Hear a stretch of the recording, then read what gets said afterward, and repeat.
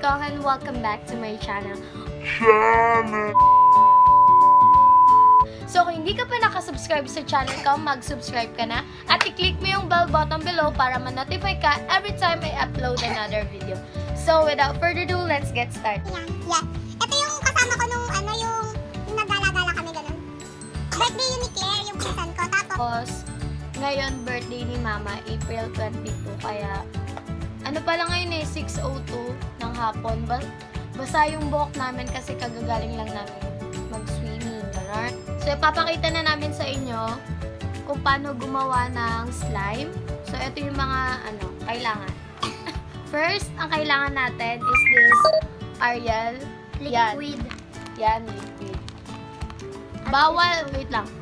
Bawal ang powder kasi kapag powder yung ginamit niyo sa slime niyo, pero hindi pa namin nasusubukan, pero ang alam ko, titigas daw, sabi niya. Liquid glue. Nalalagyan natin. Tapos, panghalo. Ito. Wait lang! Ay!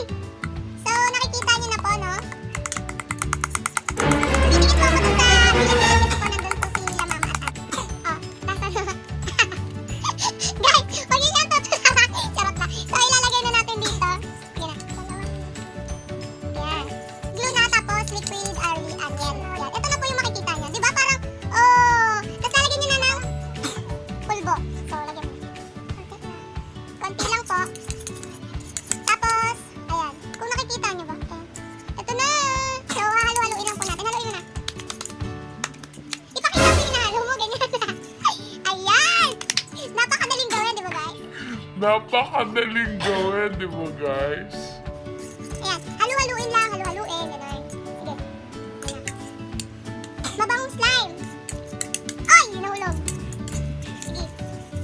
Ayan. Ano pa? Uy! Pulbo, lagyan mo. So, ayan. Mura ka dito. Ayusin mo, parang ang abnormal. Ayan. Ako naman. Patry. So, imimix-mix nyo lang po. Huwag kang kumapit sa ha? So, ayun na nga guys. So, ayusin mo yung buhok mo yun yan. Eh, mag-picture na tayo. Dito, matras na. Ayan.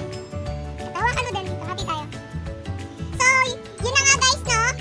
Tapos na po yung paggawa natin ng slime. Ayan! Ayan na guys, no?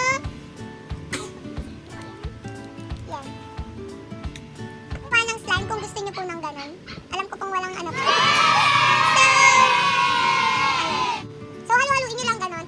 So, guys, kung may natutunan kayo sa video na to, just give this a thumbs up. At kung hindi ka pa nakasubscribe sa channel ko, mag-subscribe ka na rin. At mag-comment ka ng any suggestion